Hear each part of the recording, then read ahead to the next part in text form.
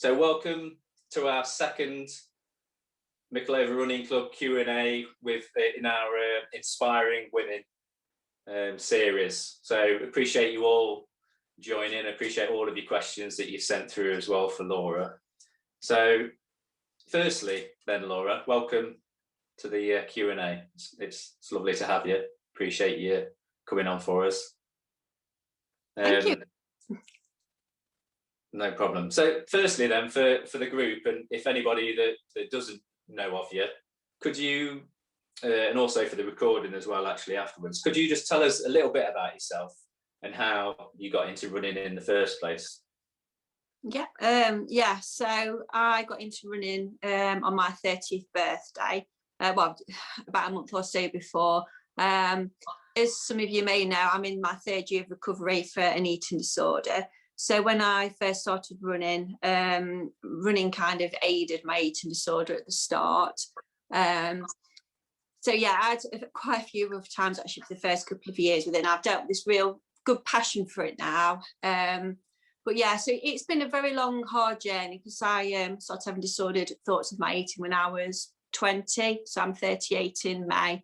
So it's been a very, very long, hard process. However, I am out on the other side, and that is why I love doing this. I love speaking to people because I know there's so many people that are struggling. There's a lot of runners out there that have disordered eating views, and it's not spoken about enough. There's so much of it in the fitness industry. So I've just got this passion now where I like opening up and talking to people. So I started volunteering for a charity last year, and yeah, so I'm on the up and it's all going really well now. I'm much more sensible with my running. I do run a lot of miles. I will admit I do run a lot of miles, but whereas before it was to burn off calories, it's now because I love it and it's part of my recovery. And if I didn't run, then I would lose my mind, as I think many of us runners would. Yeah, I can appreciate that. I'm now in my 5th week of not quite running after an injury. So I know, although actually I haven't gone as insane as I thought I would. Actually, I thought I would have gone completely nuts by now, but somehow I managed to stay sane. Speaking of stay insane, we're just before we were recording, we were just chatting and just talking about it being 1 year today of full lockdown. Well, that's when the first lockdown happened.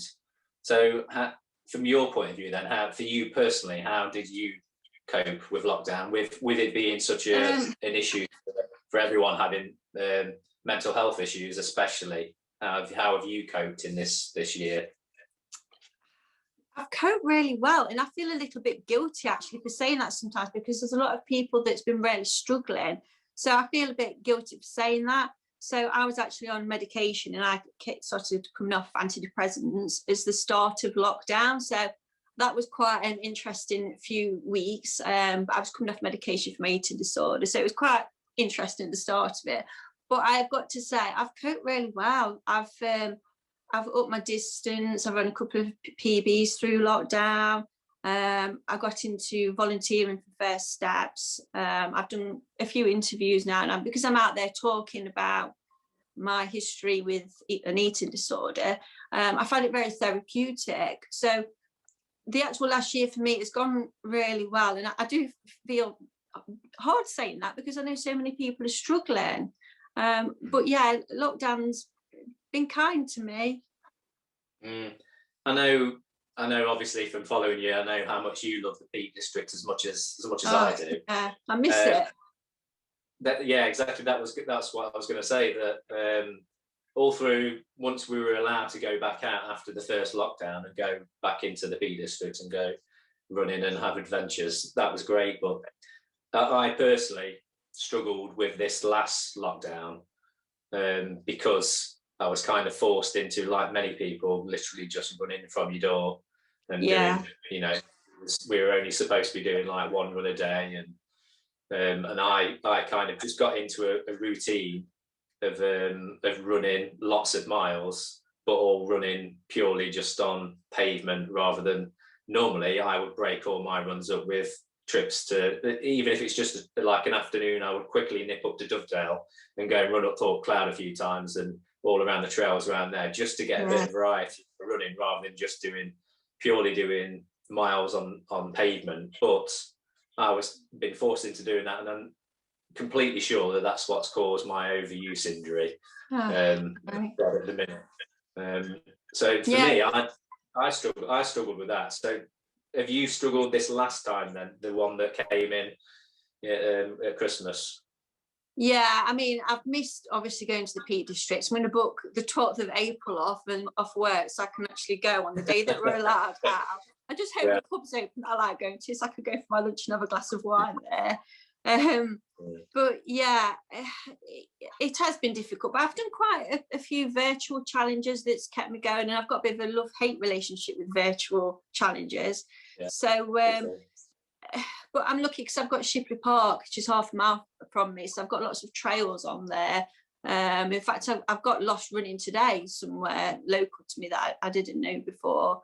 But yeah, it's just, it has been, I'd say it has been a little bit tougher. And I love winter training as well, so I have missed getting off to the peaks to run in the snow and the bad weather. But yeah, I mean, it's been hard all around, hasn't it? I just hope that when we come out of lockdown on the 12th, it's just all going to ease and get better. So if you've got today off for the 12th, where are you going to go then on that day? Where have you decided where you're going to go? Where's your favourite? The first hill that I went up when I went to the peaks was Loose Hill. So I love doing the Loose Hill, Win Hill, and dip into Eardale. So I always get off the train at Hope train station. But I mean, sometimes I don't usually have set routes. I have a rough idea where I'm going, and I just get off and I run. But yeah, so probably Win Hill. And I like running towards Lady Bow, running from Lady Bow up to Win Hill and around there. Yeah, it's I think when we were allowed to go last summer, it was an opportunity. I know like yourself, I mean, I wouldn't have considered things like virtual events or even doing like an FKT, but as soon as lockdown started and it was obvious that races were going to be off, I needed a goal to set. So I set myself a goal of running the length of the Peak District from Marsden all the way down to Ashbourne and running the full length, and that was my goal, and that was something that I focused on rather than obsessing over races that were deferred to the next year or cancelled completely. That was something that gave me focus during that time. Is there anything that you specifically did? You were talking about PBs and things. Did you have anything that you specifically set as a goal, knowing that you wouldn't be able to do races? Well, just recently I did a bit of a crazy challenge. I did the David Goggins challenge. So I don't know if you've heard of that. So that was like my little thing to aim for and train for. So that was about 4 weekends ago now, I think it was. So it's run 4 miles every 4 hours for 48 hours. So that was my thing to plan and look forward to. I actually ran 58 miles in total. So I did a little bit further, and I had a club time trial in the middle of that. Yeah, I really enjoyed it. I know it sounds a little bit crazy. So there was that, and then I also did a virtual marathon for Abbott's World Major Marathon. But I mean, to be fair, they were really good because a lot of virtuals, as you know, they're quite expensive to do, and I've got this thing about paying for money to run on your own street. It's just, so the Goggins was completely free, and the Abbott's World Major, that was a complete free one. But yeah, I mean, they've got the purpose, I think, at the minute, haven't they?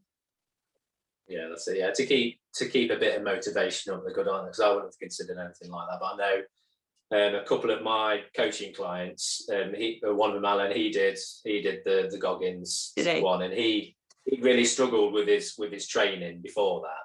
But he found, because he's ex-military, it was perfect for him because he's got a really good mindset. So he threw himself into the mental challenge of it, because you know, when you've done enough, you realise that running 48 miles over 2 days isn't as bad as people might think it is. but it's the mental side of things, isn't it? That it was you've got the this sleep deprivation. The sleep deprivation is terrible. So you'd always got, say, 3 hours in between each run. So that was your time to rest, eat, whatever. But I couldn't sleep. So even if I was running at 12 o'clock at midnight, 4 o'clock in the morning, but I'd be getting back and I was wide awake because I just come back from a run, and I'd be thinking, oh gosh, I need to get back up again. So I think I slept just under 6 hours in the 2 days, and that was all unbroken sleep. So it was the sleep deprivation that got me, and then I couldn't sleep properly for a week after. Ridiculous. That sounds rough. Oh, I loved done, it you did well though. with It was great. I really enjoyed it. It was just something completely it's completely different. I'd recommend it. Yeah, I know when he told me about it, I was like, yeah, I'm okay at the minute. You go ahead and do it, but I'm all right, thanks. Well, actually, that was the start of the year. Do you just trail run? Are you into just getting off into the trails? You're not bothered about road marathons or anything like that? No, well, I think before it was always sort of ultras of any description, but trail ultras, preferred trail ultras. Yeah. But being sort of forced to run more road miles, I started to focus on my marathon time, because I've done countless marathons in ultras, but never ever ran a marathon. Really? So I thought I ought to just try and after my goal of running the length of the Peak Districts in a day. And once I'd done that, I was like, I need a new goal. And it worked out that we were heading into autumn and winter. And I thought, well, through winter, I'll concentrate on a bit of speed work and try and get the elusive sub 3 hour marathon, which I didn't get. I actually injured myself attempting it and hobbled in at 3 hours and 3 minutes. So close. Hobbling. I know, well, you say that, but it's not. It feels like a million miles away when it's when you go through the when you go through the 3 hour mark. It's a bit gutting. It's still an amazing time. It's a great time, that is. Yeah, and I think it was good while I focused on it, but I think I focused on it too much because it was all I had to focus on. So I was thinking, and I became obsessed with speed work and pushing myself and doing high mileage. I mean, I know you're keen on high mileage. I was sort of topping out at 90 odd miles, but not normally, more around 80 miles a week. And I think I should have known, really, I'm a coach, I should know that that's too much for me, because I've never done consistent mileage that high before. It's always been in the 60s and 70s. And I should have known, really, that pushing it up to 90 odd would have been too much for me. But what's your take on mileage then? Do you vary yours according to the time of the year, or are you sort of consistent all through the year? Through the last year and through lockdown, I've been running probably about 80, 90 miles a week. However, for the last couple of months, I've been around 50, 60 miles. So I have dropped it a little bit. I've dropped my double runs a little bit, because I double run 2 or 3 times a week. So I've dropped them off a bit.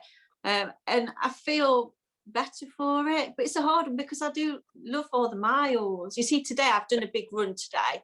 I've run 32 today, just under 32. So I have done a big run today, which, I should probably do a couple more smaller ones at the weekend now.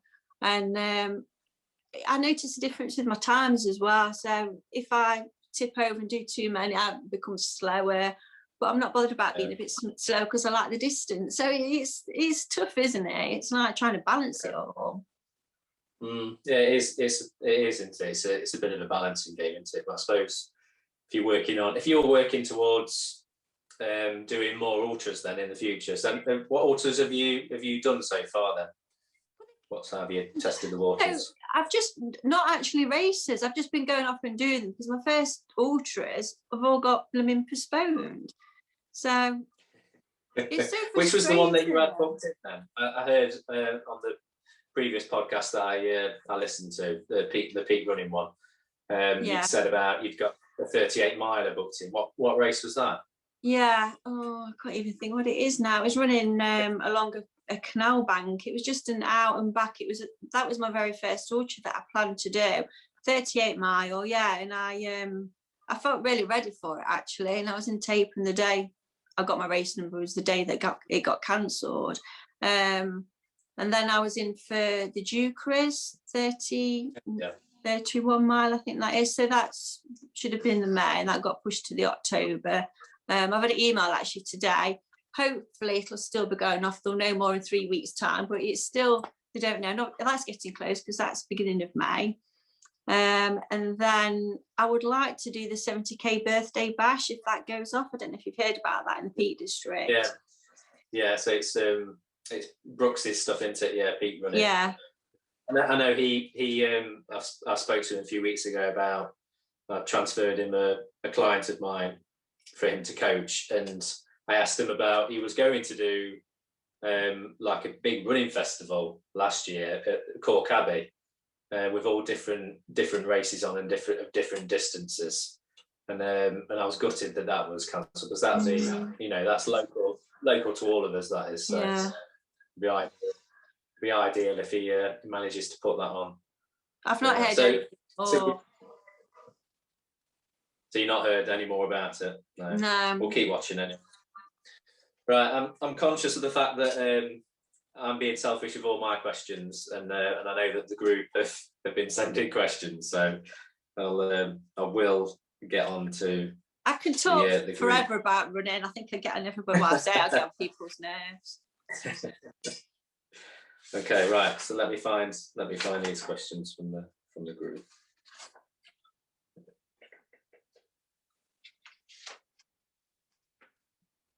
So changing the subject then, which is the subject we really wanted to talk to you about, is obviously your recovery from your eating disorder. Can you just talk a bit about that and how the struggles that you had, and the sort of timeline to where you were to where you are now, and then the questions I've got sort of all tie in with that anyway. So if you could just give us a quick rundown of what's happened to you over the years and where you've got to now and how it's affected you running, etc. Yeah, so I had some very unhealthy views to my body at quite a young, teenage age. And when I was about 20, I was got involved with a cool crowd and a boyfriend at the time. And I thought, I think I need to lose a little bit of weight. I wasn't particularly big. And I started to restrict my food, and I was obviously losing weight. And then it became a bit obsessive. So for a year, I did eat very, very little. But I knew something just clicked, and I thought I really, really do need to start eating properly. I need to eat more. But then every time I had some food, I just felt so guilty for eating. So that's when I developed bulimia. So I was in my very early 20s, and I was in a really bad place for years with that, up until not last year, the year before. So it's been 15 odd years, and then I'd go through times where I'd still restrict my food, and then I would eat more and feel guilty and had to get rid of it. I was over exercising. I developed 3 different sorts of anemia. My menstrual cycle stopped. My skin wasn't good. I was injured. I ran Berlin Marathon in 2015. I had quite a really tough race with that, because I was in a very bad place with ED. And I finished that race, and I had about 6 months off running after.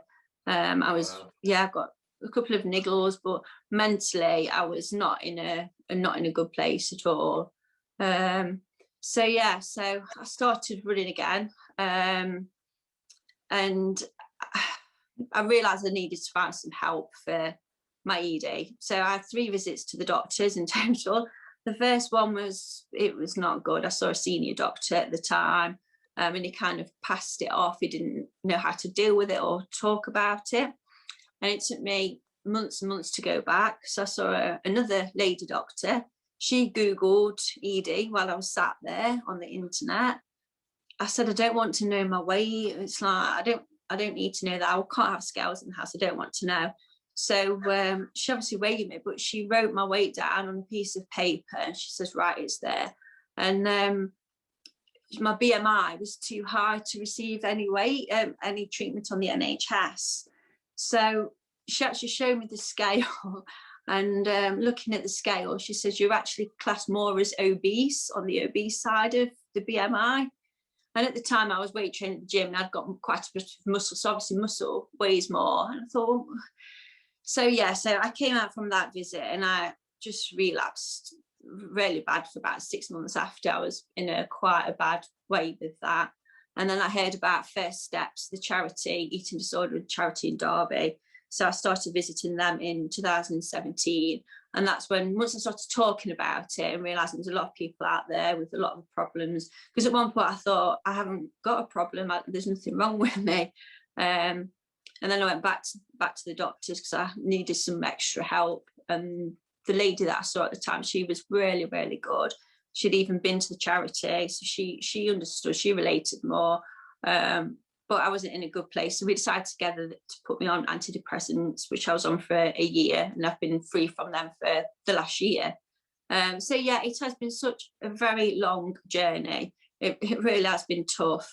But like I said earlier, I'm here on the other side now. I always say it's not doom and gloom. There is hope out there. And I just feel like saying to all these people that have suffered for many years, there is hope out there if you can open up and talk to people. No matter how many years it's gone on, we're all different. We've all deal with things differently. But yeah, so that's why I'm here today and talking to you guys. And I think it's really important to speak to people in running clubs as well, especially with coaches, and because a lot of people don't know enough about EDs. And if you've got young athletes as well, I think it's quite important for people to be educated.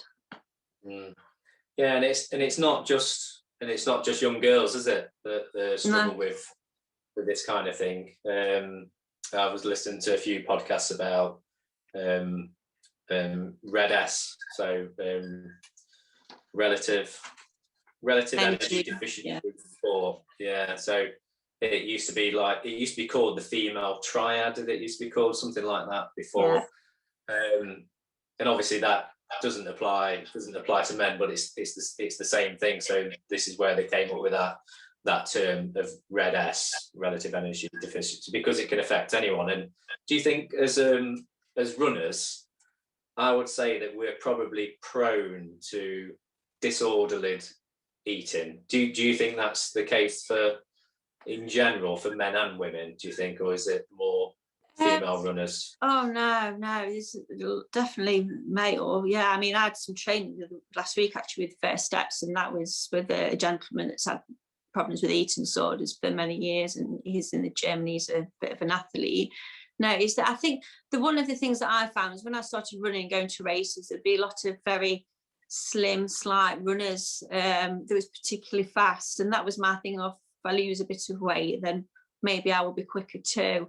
But no, there is a lot of men out there, and it's surprising how many men are in the gym as well that really suffer.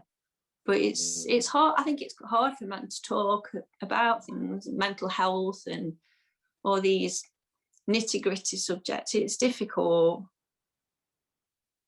Yeah, it is. Yeah, definitely. Yeah, there's a bit of stigma attached to it, especially for males, that we should be macho and not worry about these kind of things, that it's a weakness if we start to talk about our mental health. Absolutely. Di has just sent me a message. She just wanted to ask you a question. She said that she works with young people with eating disorders, and she hopes that our recognition is getting better of it, but often she says that she has to stop people from exercising to keep them safe physically. Yeah. Have you got any tips or alternatives to help people through that restriction, which many athletic perfectionist types find really hard to do? Have you got any tips on, if somebody recommended that you stop exercising for a period of time because of an eating disorder, is there any alternatives that you could use to keep yourself sane? Yoga is a big thing for me. There's a yoga app that I've got, and it's none of these very difficult poses that you see on the social media. It's with a lady called Yoga with Adrienne, and she's absolutely brilliant. And because I went through a stage where I had to cut back a little bit on my running, and doing her classes really helped me. There's a lot of mindful breathing in that. but I'm a big thing on self-care, and I know it's really difficult, but being kinder to yourself, and yeah, so it is tough. And if you're saying with younger children as well, it's very difficult. But yoga, mindful breathing, and then it's just things to distract. And this might sound a little bit crazy, but baking, I love baking, and people are a bit shocked when I say that, and I'm like, what, baking? I mean, you've got an eating disorder. But and I bake with my children, and I think being busy and using your hands, and it's just being distracted. Yeah, if somebody said to me that I couldn't exercise, and it's hard, and I'd struggle, but to me it's just finding something else that you enjoy to keep yourself busy. Did you use running as part of your recovery from bulimia, or do you think it kind of encouraged disordered eating, do you think? Yeah, at first it did. That was my way to lose more weight. That, or if I'd eaten, I felt guilty. It was like, oh, I'll go and run now. No, I was terrible. I over-exercised such a lot. I'd be doing 3 or 4 classes in the gym back to back. I would be double running twice a day. That was the only concern, well, the biggest concern I should say, that my last doctor had, was the fact that I'd be over exercising. But through the last 3 years, and more particularly the last year, I now realise that I do need my food to fuel being able what to do. I wouldn't be able to run these big miles. So that's the way that I look at it now. I think, well, if you want to go off and run these big miles, you need to eat properly. You can't relapse like I used to do. So I couldn't run this far before. I think one of the big things that I always push with my clients is fueling for your run. So if people have got like a specific diet that they're wanting to do, if they are trying to lose a bit of weight, and they're doing it in a certain way, say if they start to restrict carbs, or they do this or that, or they cut the calories down, I sort of insist that they always make sure they've got enough calories on board to be able to do the workout that they need to do, because there's nothing worse than getting halfway through a workout and realizing that it was stupid to have missed breakfast, or stupid to have missed lunch, thinking that you were doing yourself a favor and you weren't. So I think for me it's a big responsibility, and I have to be sort of very neutral with things that I talk about with clients, and things that I've done in the past myself that would have been considered, disordered eating, different ways of training that I tried, that I viewed as just experimenting for myself and kind of learned from it. But not everybody has that self-control to know that they're going down a wrong path, and to be able to correct themselves. Just looking at some more of these questions, so I'm trying to keep on track with these ones that have come from the group. So do you feel like you've been cured of your eating disorder, or do you feel that it'll always be something you'll have to manage or be mindful of?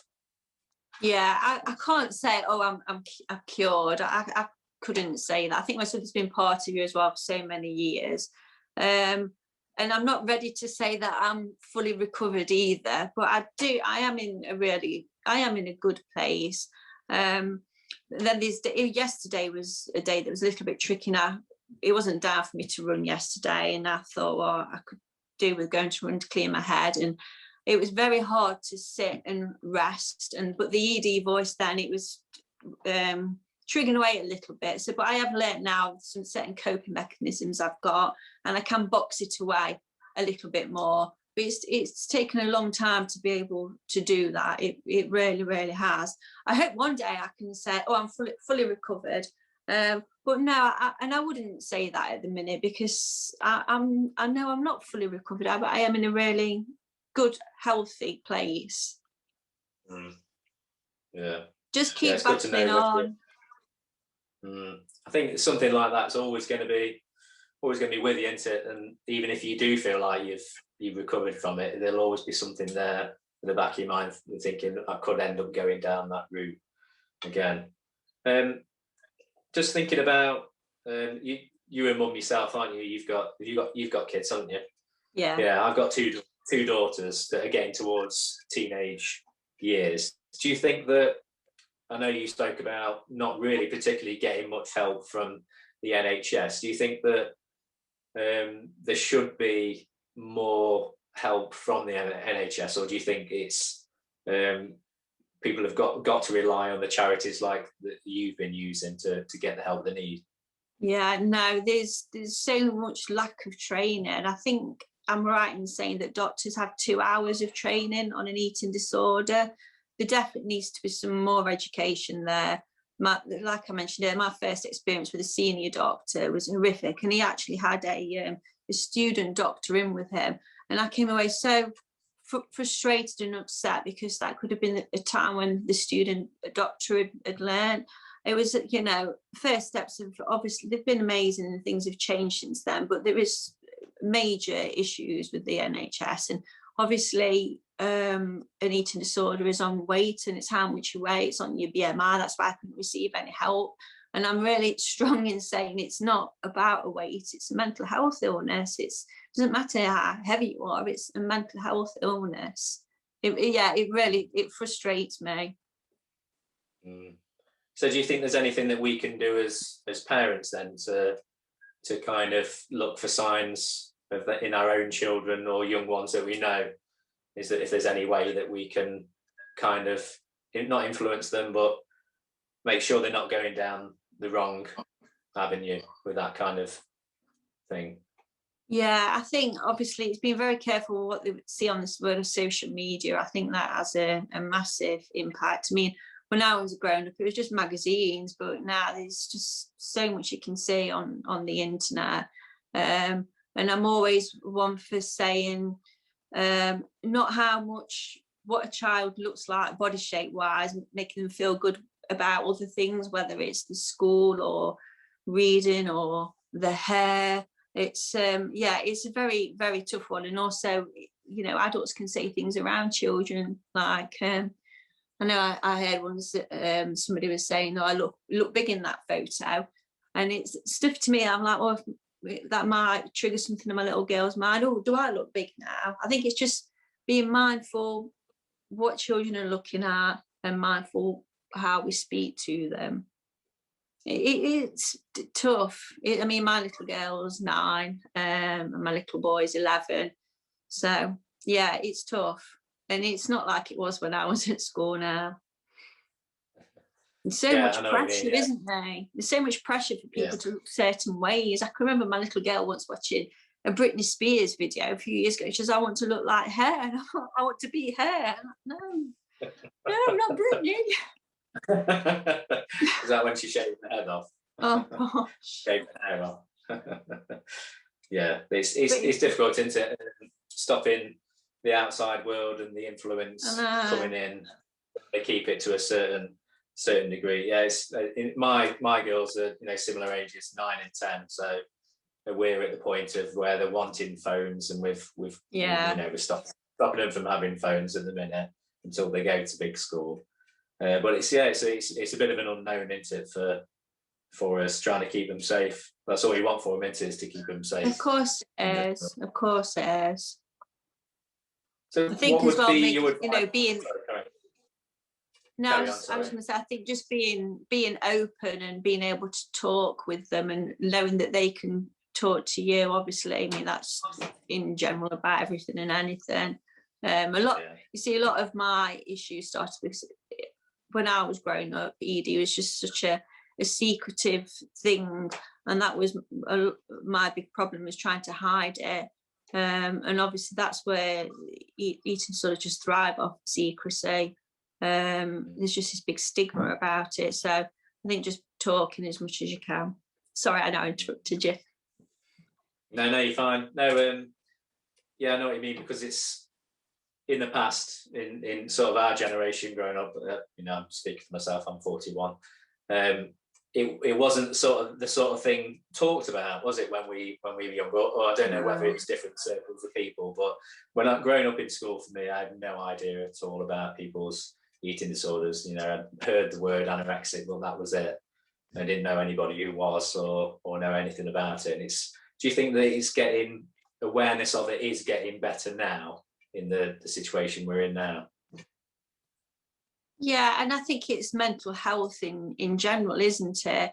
I mean, social media, it can be good at times, it can be positive. And I think this is why I'm so passionate about getting things out there on my Instagram about mental health and eating disorders. And I think if you can use the tools in the right way, it can help and it can educate and it can help people to open up and talk. So do you think with it affecting kids around the teenage sort of years and everything, they're obviously susceptible to it, but do you think that do you think there's an age limit on how eating disorders can affect you? Do you think people in later years can develop an eating disorder as well? Yeah, definitely. I know I do know of people that are one lady in her late 50s. It's surprising actually. There's no age and they can affect anybody, male, female, anytime. Funny how something can actually trigger it off. Yeah, bad experience in life can trigger it. Yeah, lockdown has. Yeah, absolutely. Yeah, you can understand people being triggered by this. Yeah, completely. So the charity that you're involved with, so I've forgotten the name of it. What was the name of it? First Steps, based in Derby. Based in Derby. So just tell us a bit about the charity then, and what your involvement, how you got involved with it, and what you do now to help other people then.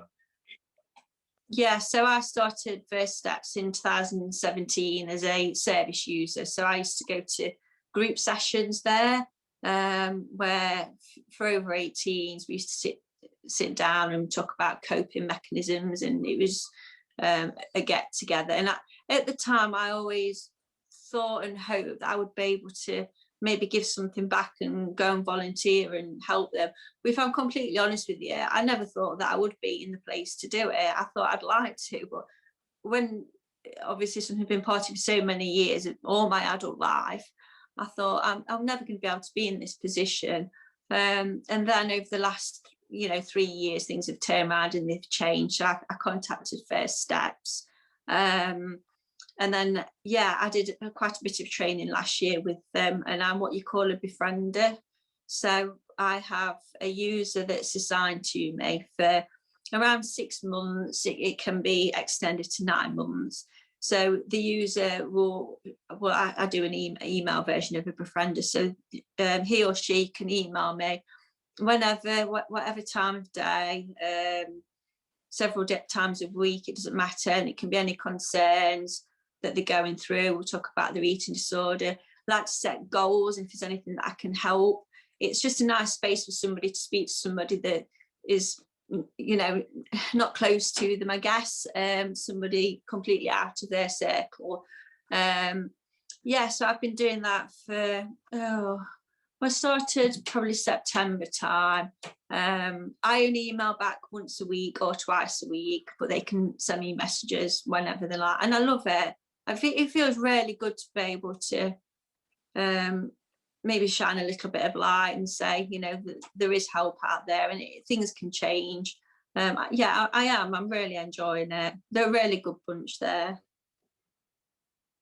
So do you think the experience you've had with that, is that the kind of experience that people should be having when they go, say, to see their doctor and talk about eating disorders? Do you think that that's what's lacking from their training, that bit of empathy, or is it the fact that the people at the charity have, like yourself, have had involvement, therefore you've got more empathy because you've been through it yourself? Do you think that's the case, or can people be trained to deal with eating disorders in an empathetic way, do you think? Yeah, definitely. No, I think if somebody went to the doctors, they need professional help, whether it's counselling. I've started doing a CBT course actually, and no, I think they need counselling. I think you need help. Some people may need treatment in a hospital. there's just such a lack of training where doctors are concerned. But yeah, I mean, first steps, a lot of people are voluntary there. It's completely free, and for what people are doing there to try and help others, it's amazing, really. But there should be money going into the NHS to help all these thousands and thousands of people that are suffering. It shouldn't be down to a charity. Beta the same. Beta are an extremely good charity. They're one of the UK's #1 eating disorder charity. So there is help out there for people if they want to find it. So for people watching, if you're considering going to see your doctor and you don't get any joy like yourself, then there are charities out there that really can help and really do make a difference. So that's you do a great. I was going to say you do a great job of promoting that with your Instagram profile. How do you think that your presence on social media helps sort of spread awareness of eating disorders? Yeah, I'm hoping it is spreading. I've had a lot of private messages actually that have come from people have disordered eating, friends and people further afield, and a lot of people have actually said to me that they're so grateful for me putting things out there, because they're either not in a position that they could, or they don't think that there's hope or there's anything. They think they're always going to be in a bad situation. But I mean, what I will say though is I did have a bad experience with the doctors, but a lot, all doctors aren't like that. My third doctor was really good, and hopefully people will have much better experience than I have done. But yeah, on the side of that, there's obviously a lot of charities out there that are doing good things too. Yeah, so the help is there for people. Yeah, so it's not necessarily that you're going to get a bad experience by going to the doctor. There are good ones out there. Yeah, of course they are. We wouldn't bash the NHS, not after everything they've done anyway. Oh, no. Just skipping back to running for a minute. You what's the deal with your marathon majors and your plans for trying to? I know obviously COVID's put the kibosh on that at the minute, but what was your plan, and how are you going to adjust your plan to try and complete? Well, explain what it is first, because some people might not know what the marathon majors are. Yeah, so the world major marathons, it's the 6 marathons. So you've got London, Berlin, Boston, Tokyo, Chicago and New York. So yeah, I've run London twice now. I've run Berlin, Boston and Chicago. So I've got 2 left to do, Tokyo and New York. But I mean, I'll keep applying for them. So and hopefully I'll manage to get in there sooner rather than later. Yeah, and you get this 6-star medal when you've completed all 6, and I'm just obsessed. I want this 6-star medal. I love it. I love going away. I love traveling to do world major marathons, and there's such a good setup. It's a brilliant event, and it's a really good goal, I think, as well. Which has been your favourite marathon that you've done so far, though? Oh, well, hard to pick. Yeah, I mean, Boston's very special. Boston's amazing. That is special. But I love Chicago. Chicago is a brilliant city. And then Paris is very special to me. My first marathon was in Paris, and then I ran that again a couple of years ago. So I mean, I love Paris. But yeah, all of them. Yeah, it's like picking a holiday, I suppose. Isn't it? If you've had a nice holiday at each destination, then it's hard to pick between them, isn't it? What's your goal for you running for the future then? I know you're dipping your toe into ultras, and you're just going out and running. What did you run today? You run a 50k today. So just 31. Yeah, 31.6 to be exact. Exact, yeah. So you know stranger to when you're running ultras in your training, then you know, it's kind of your destiny, isn't it, that you're going to be running ultras.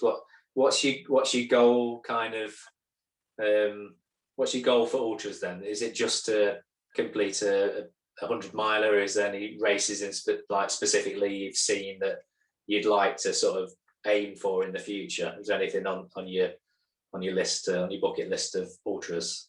Yeah, well, the next stage would be a 50. But yeah, I do fancy 100, but then I can never say it right. Marathon de Sable, Yeah, I don't know how to yeah. say it. That's like the dream.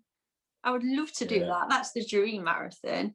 But yeah, I mean, again, I think because of coronavirus, everything's just gone a bit bonkers. So it's been hard to pick a race out. But yeah, I'm hoping to do a 50 miler in the next couple of months.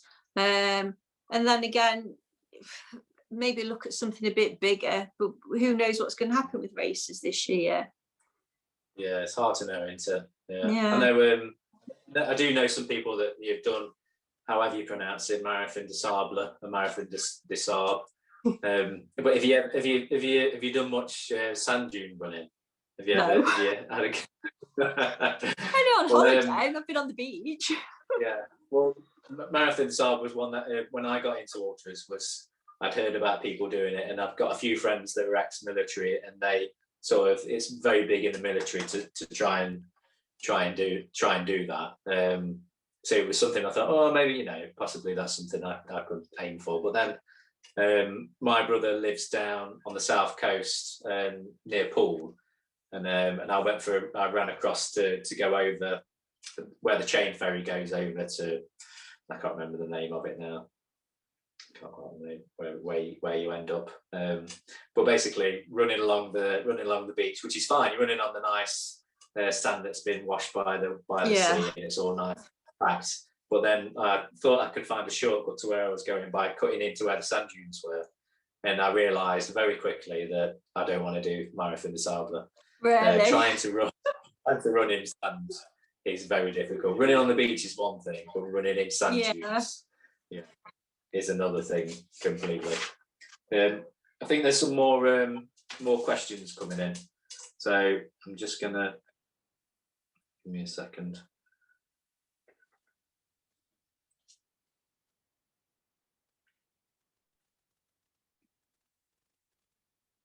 No, I thought there was questions on the on our ultra chat, but it was just somebody who got locked out and couldn't get back onto the chat, onto the Zoom.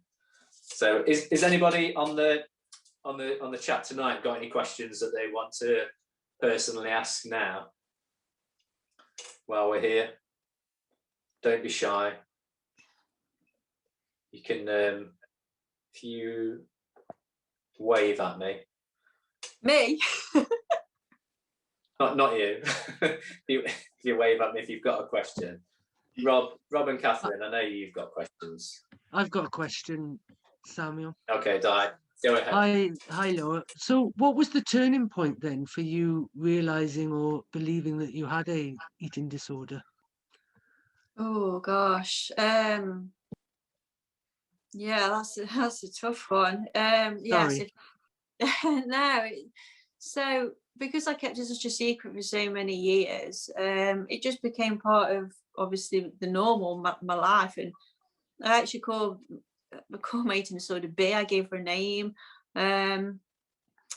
Yeah, I would have been maybe in my late 20s, and it was when I was buying quite a lot of food and making myself ill after, and I was spending quite a lot of money on it then as well, and it was around then when I thought this isn't normal, I shouldn't be doing this. But it was quite a difficult process actually to go through. Yeah, and then I would think, have I got a problem? Haven't I got a problem? What do I do? Who do I speak to? Yeah, it was tough. I did speak to my mum and kind of broached the subject with her. My dad was amazing actually. I don't know how my dad would be when he found out about it. My dad, yeah. Yeah, it was difficult, and I would say I actually could honestly say I've got an eating disorder probably when I was about 30, even though I was 10 years later after living one for so long. That was a tough question. That's a hard question. No, don't be. Thanks, Di. Appreciate your question. I can see Phil Scope looming, and I'm guessing he's got a question about PBs. Obviously. Have you done Chester Marathon?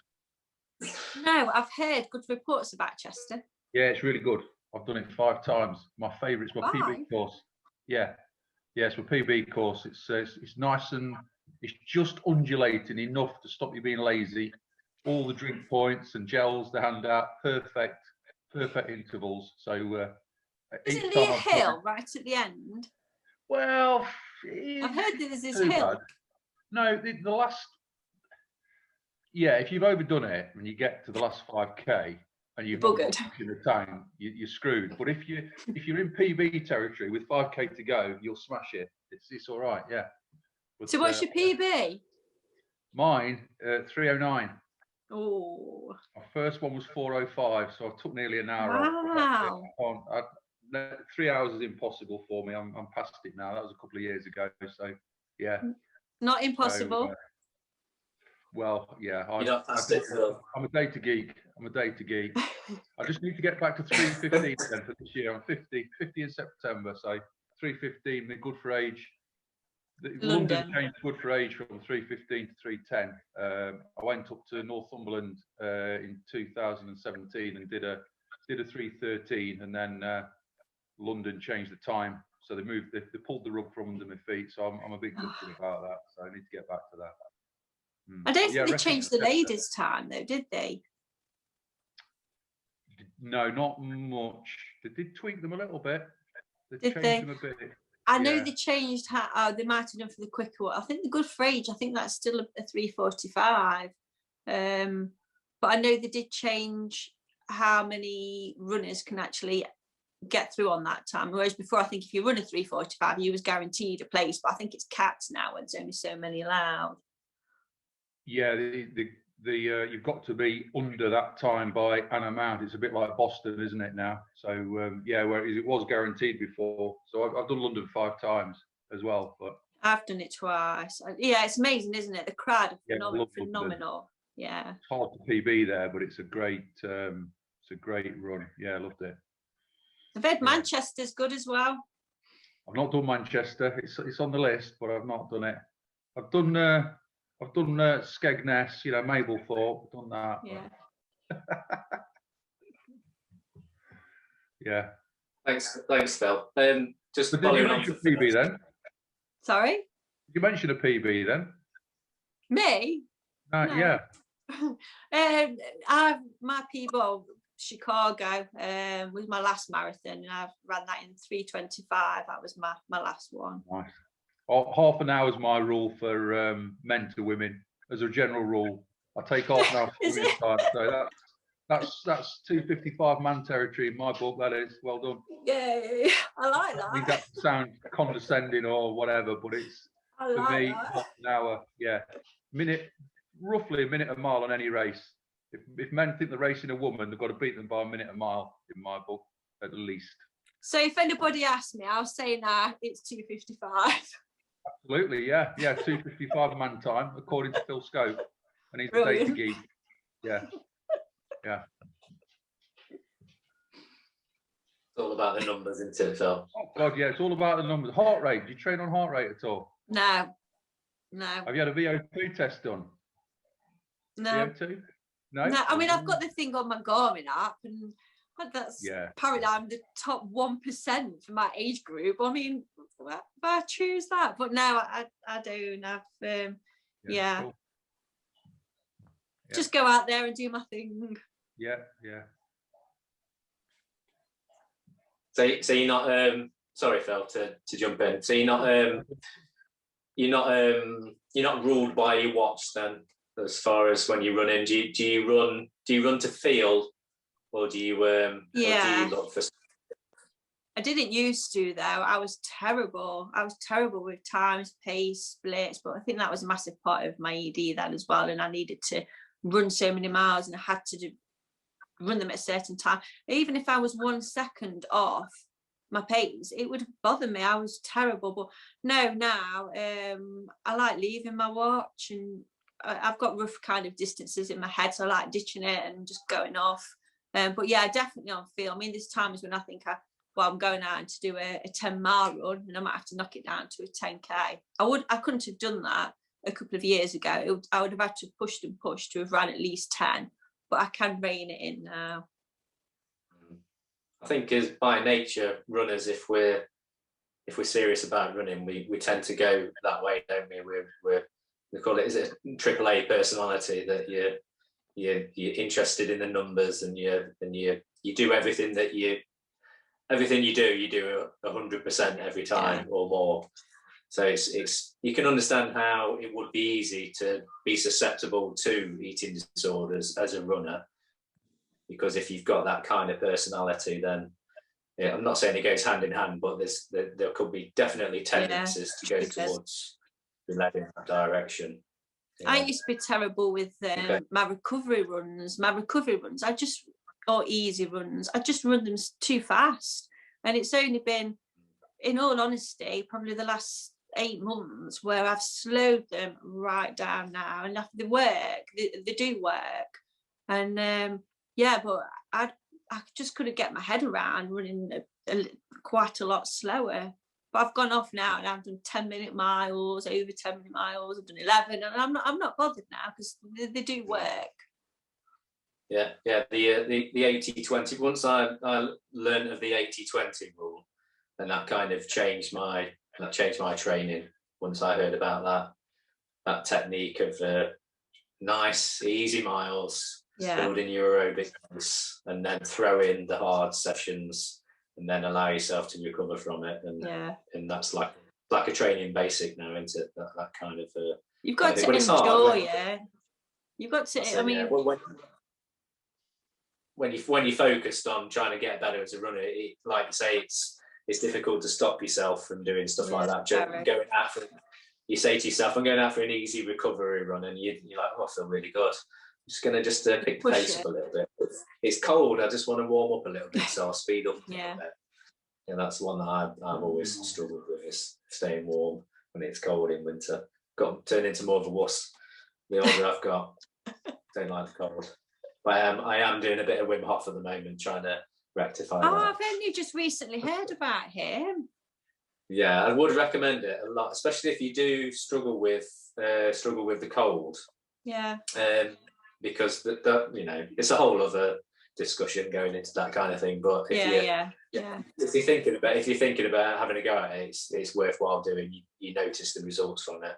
Yeah. Cold shower and cold bath. Yeah, it's worth a go. Something else for you to get obsessed with as we